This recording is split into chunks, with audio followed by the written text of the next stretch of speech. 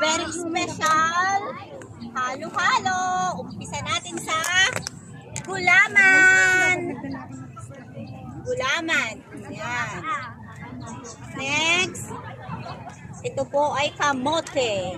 From the Philippines, kamote. From the islands of the Philippines. Yes.